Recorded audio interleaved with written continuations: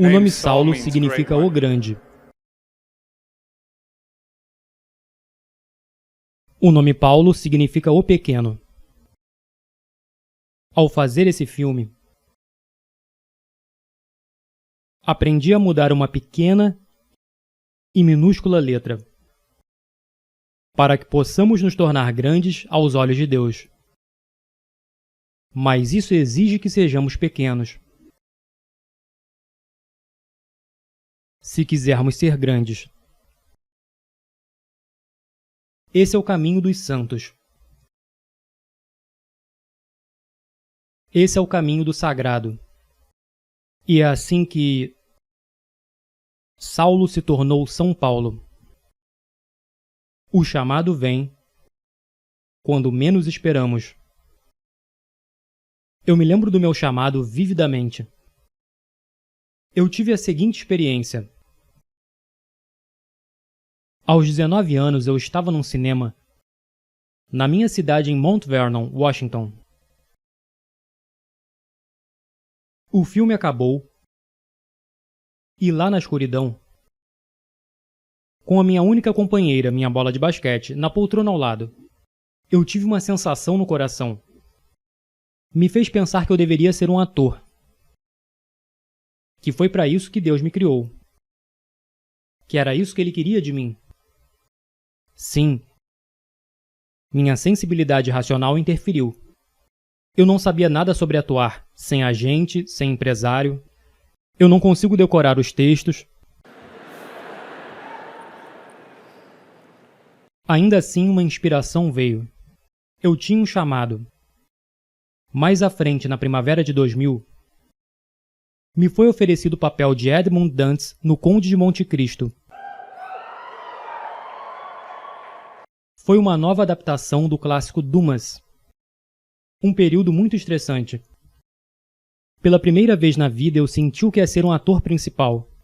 E eu me deparei com aquilo que eu almejava alcançar por tanto tempo, mas não tinha paz. Tudo nesse filme foi uma batalha. Meu personagem, Edmund Dantes, está preso injustamente. Tanto no livro quanto no filme, ele escreve com uma pedra na parede: Deus me fará justiça. Contudo, contra ele, aquele homem solitário se compromete a se libertar e vencer o mal, incluindo o mal que vive nele. Há uma cena maravilhosa entre Edmund e outro prisioneiro, um sacerdote, interpretado pelo grande Richard Harris. Numa profunda depressão, em um momento de total desespero, quando o sacerdote está no chão à beira da morte, ele se dirige a Edmund e diz sua lição final: Não cometa um crime pelo qual você está sendo condenado. Lembre-se do que Deus diz: a vingança é minha. Eu olhei para baixo e disse: Mas eu não acredito em Deus. E ele diz para mim: Isso não importa, Edmund. Ele acredita em você. Ele acredita. Deus ama cada um de nós pessoalmente. E Ele está lá para nós. Mesmo em nossos momentos de maior desespero. Depois de gravar Monte Cristo, inexplicavelmente eu recebo uma ligação de Mel Gibson. Meu agente não ligou, meu empresário não ligou. E eu não conhecia Mel Gibson. E eu não estava tentando conseguir esse papel, porque ninguém sabia que ele tinha um projeto em andamento. Mel Gibson. Ele quer que eu faça o papel de Jesus Cristo. Ele quer o cara com as iniciais de JC, que a propósito tinha 33 anos, para interpretar Jesus Cristo. Isso é uma coincidência? Eu não acho que seja. A sua vida é uma coincidência? Ou seria uma oportunidade? Talvez alguns de vocês estejam deprimidos agora, ou confusos, incertos sobre o futuro, feridos. Mas não é o momento de desistir, nem de se dar por vencido. Quando eu estava lá em cima na cruz do Calvário, aprendi que em seu sofrimento estava a nossa redenção. Lembre-se que o servo não é maior que o mestre. Cada um de nós deve carregar nossa própria cruz. Existe um preço pela nossa fé, pelas nossas liberdades. Eu fui literalmente açoitado, chicoteado, crucificado, atingido por um raio. Sim, cirurgia de coração aberto. É o que acontece depois de 5 meses e meio de hipotermia. Um dia, durante as filmagens, meu braço estava preso numa viga pesada. Então alguém me puxou para outra direção. Meus músculos torceram e meu ombro foi deslocado. Eu caí no chão, fui de cabeça na areia. E essa cena permaneceu no filme. Mais adiante, no filme, o próprio Jesus experimenta o deslocamento de seu ombro. Bem, agora eu sei como isso é sentido. Todos os dias eu tive que levantar essa madeira. Foi como uma penitência. Meu ombro estava rasgando, ficando em carne viva. E hora após hora, ficava cada vez mais pesado. Mas se isso tivesse sido filmado no estúdio, você nunca teria visto essa performance.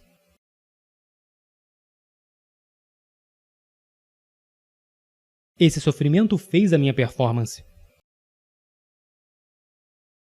Assim como o sofrimento faz as nossas vidas.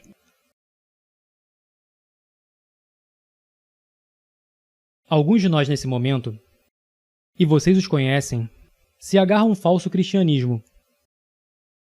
De palavras bonitas, eu chamo isso de Jesus feliz e a glória. Pessoal, houve muita dor e sofrimento antes da ressurreição. E a sua caminhada não será diferente.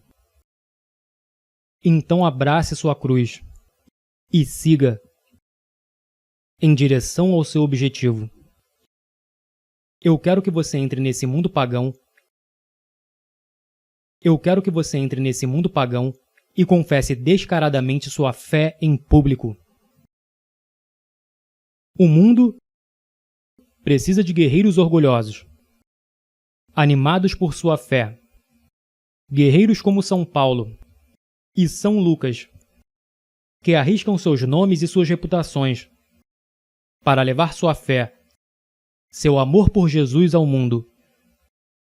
Deus está chamando cada um de nós, a cada um de vocês, para fazerem grandes obras, mas quantas vezes nós não respondemos e ignoramos sua voz como se fosse um devaneio mental? É hora da nossa geração aceitar o chamado, ao chamado de Deus, que exorta todos nós a nos entregarmos inteiramente a Ele, para que sua mão gentil guie você em seu caminho. Mas primeiro você tem que assumir o compromisso, orar, jejuar e meditar nas Sagradas Escrituras, e se comprometer a levar os Santíssimos Sacramentos a sério. Porque vivemos em uma cultura agora que está em declínio. As pessoas estão em perigo de sucumbir nos próprios excessos. O mundo inteiro está imerso no pecado. Mas no silêncio do nosso coração, Deus está nos chamando. Está chamando a cada um de nós para nos entregarmos inteiramente a Ele. E quantas vezes o ignoramos? Ignoramos o seu doce chamado. O grande santo de Auschwitz, São Maximiliano Kolbe, disse que a indiferença é o maior pecado do século XX. De fato, meus irmãos e irmãs, também é o maior pecado do século XXI. Temos que nos livrar dessa indiferença, dessa tolerância destrutiva para com o mal. Somente nossa fé e a sabedoria de Cristo podem nos salvar. Mas isso requer guerreiros prontos para arriscarem suas reputações, seus nomes e até suas próprias vidas, para permanecermos na verdade. Coloque-se à parte dessa geração corrompida. Seja santo Você não foi feito para se encaixar. Você nasceu para se destacar. Agora em nosso país, estamos felizes em seguir com a correnteza. Nós temos um culto à liberdade agora, em que todas as opções são iguais, não importa quais sejam as consequências. Você realmente acha que isso é liberdade? O Papa João Paulo disse: a democracia não pode ser mantida sem quaisquer obrigações específicas, sem as verdades morais sobre a pessoa humana e a sociedade. A questão fundamental colocada por uma sociedade democrática é a seguinte: como podemos viver juntos? Buscando uma resposta para essa pergunta, a sociedade pode esconder verdades morais e razões morais? Toda geração americana precisa saber que a liberdade existe não para você fazer o que quiser, mas para que você tenha o direito de fazer o que deve. Essa é a liberdade que eu quero para você. Liberte-se do pecado. Liberte-se de suas fraquezas. Liberte-se da escravidão imposta a nós pelo pecado. Essa é a liberdade pela qual vale a pena morrer. Isso me lembra o que Mel Gibson disse em seu primeiro filme vencedor do Oscar, Coração Valente. O que ele disse ao seu pequeno e desorganizado exército, e eu digo a vocês essa noite. Eu vejo um exército inteiro de meus compatriotas aqui desafiando a tirania. Vocês vieram lutar como homens livres. E vocês são homens livres. O que vocês farão sem a liberdade? Vocês lutarão? Um homem diz: não, correremos e viveremos. Sim. Lutem e vocês poderão morrer. Fujam e vocês viverão. Pelo menos por enquanto. E quando estiverem morrendo em suas camas muitos anos depois, vocês almejarão negociar todos os dias, de hoje até aquele dia, pela chance, apenas uma chance, de voltar aqui e dizer a nossos inimigos que podem tirar nossas vidas, mas jamais tirarão a nossa liberdade. Todo homem morre. Nem todo homem realmente vive. Você, todos nós devemos lutar por essa liberdade autêntica e viver, meus amigos. Por Deus devemos viver, e com o Espírito Santo como seu escudo, e Cristo como sua espada. Junte-se a São Miguel e todos os seus anjos. Envie Lúcifer e seus capangas ao inferno de onde eles pertencem.